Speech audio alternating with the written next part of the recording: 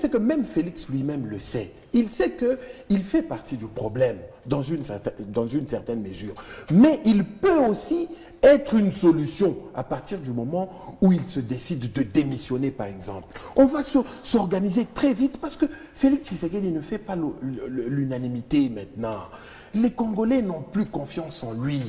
Oui, donc, les Congolais de ensemble peut-être. Non, mais les Congolais en majorité, regardez aujourd'hui, Nanga s'est fait accompagner avec nos ennemis d'hier. Mais il y a des gens quand même qui l'applaudissent, qui l'accueillent. C'est ça qui est intriguant dans cette affaire. Maintenant, Félix Tshisekedi doit se dire, qu'est-ce qui ne va pas? Pourquoi ils ne m'écoutent pas? Mon peuple ne m'écoute pas. Ils sont prêts à pactiser, même avec un paria, pourvu qu'on le voie être effacé. Oui, mais apparemment, ce paria qui avance arrange bien vos affaires. Non, ça n'arrange pas nos affaires. Nous sommes dit, faisons la guerre. On est clair. Récupérons nos territoires, faisons la guerre en ayant une bonne armée. Pas une armée sélective, là où les gens sont frustrés et tout ça, rien n'est respecté. Les uns sont bien équipés, les autres sont laissés pour compte, à l'abandon. Mais avec une telle armée divisée, que voulez-vous que nos jeunes militaires fassent avec des commandants qui sont prêts à détaler à chaque fois que la première roquette tombe? C'est compliqué. Reconnaissez quand même que n'ait été cette avancée fulgurante de Nanga avec les Rwandais, vous, ensemble, vous n'aurez pas pu avoir ce poids que vous vous donnez, cette importance que vous êtes en train de vous donner. Parce que jusqu'à la fin de l'année dernière, ensemble était inaudible. Mais c'est grâce à l'aventure de M. Nanga et des Rwandais qu'aujourd'hui, vous sentez Tshisekedi coincé et qu'il semble maintenant présenter de l'importance ou l'envie de vous approcher, que maintenant, vous commencez à poser des conditions. En d'autres termes, ma question qui est claire, l'aventure de Nanga vous aide quelque part. Nul ne peut se prévaloir de ses propres turpitudes, dit-on. Cette histoire des M23, nous savons qui est allé les chercher. Nous, notre poids politique, c'est dans le peuple. Ils nous connaissent. C'est dans le peuple. On n'a pas besoin de crier sur les toits. Enfin, comme j'entends les gens de Fayoulou revendiquer le leadership national. De l'opposition. Oui, nous, on n'en a pas besoin.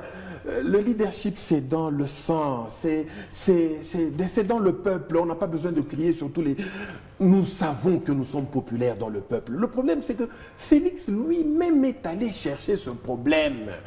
Alors, mais qu'il termine le problème qu'il a commencé parce qu'il a été indélicat à un moment donné de l'histoire. Quand on lui disait « Attention, mon ami, notre ami, ne fais pas ça », il a saboté tout le monde. Du point de vue politique. Nous, on n'a rien à voir avec du point de vue passe. politique. On va parler de la solution contre le M23 dans un instant, en réécoutant encore Félix Tshisekedi. Du point de vue politique, vous, chez Ensemble, quelle issue vous donnez à cette crise ? Tshisekedi propose de vous approcher, de vous faire intégrer si possible au gouvernement. Vous, quelle solution vous proposez face à ça? En fait, nous, on est clair. Le problème, c'est que nous avons constaté que le pouvoir en place a mis le bras trop loin. Maintenant, il est coincé dans un traquenard. Il crie maintenant à l'aide. Le problème est celui-ci. Aujourd'hui, qu'on le veuille ou pas, Corneille Nangaa s'impose dans le dialogue national, si seulement il y en aura un. Il s'impose. Il ne faut pas se cacher derrière son petit doigt. Il s'impose parce qu'il contrôle un territoire 3 fois plus grand que le Rwanda. Voyez-vous. Donc, il administre plus ou moins 25, peut-être à 30 millions d'âmes. Donc, on ne peut pas faire autrement. Nous sommes dans une position de faiblesse, étant donné que le pouvoir n'a pas su manager nos forces de défense. On n'a pas pu les organiser. Mais maintenant, on doit maintenant lâcher du lest pour voir ensemble, tous les fils du pays, qu'est-ce qu'on peut faire? Mais maintenant, avant de dialoguer, il faut identifier le problème et les créateurs du problème. Pourquoi du dialogue? Il faut identifier mais le vous ne pouvez problème. pas identifier en étant seul dans votre coin.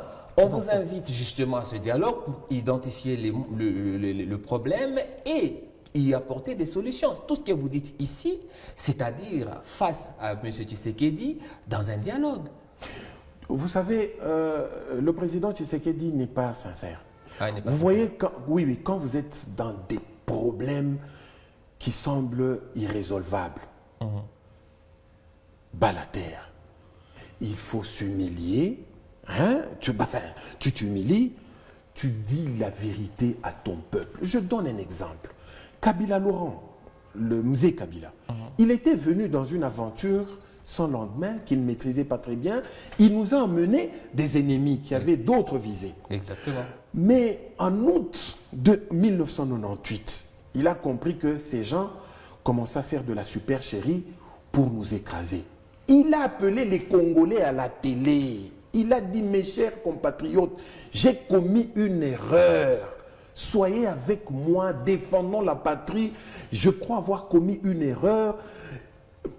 Défendons ce qui est encore défendable pour ne pas perdre. Et le peuple avait compris parce que le type s'était humilié, il a dit la vérité. C'est ce que vous demandez à Tshisekedi. Oui, il ne dit rien. Il doit confesser ses péchés à la télé. Et on doit, à partir de ça, rétablir les responsabilités, sanctionner et repartir sur une bonne base. Et pendant ce temps où vous serez en train de faire tout ça, Nanga sera en train de vous observer? Non, le problème c'est que Nanga doit être appelé à la table. Ah, il sera là aussi Ah oui. pendant que Il s'impose à nous. sera en train de confesser. Oui, il s'impose à nous.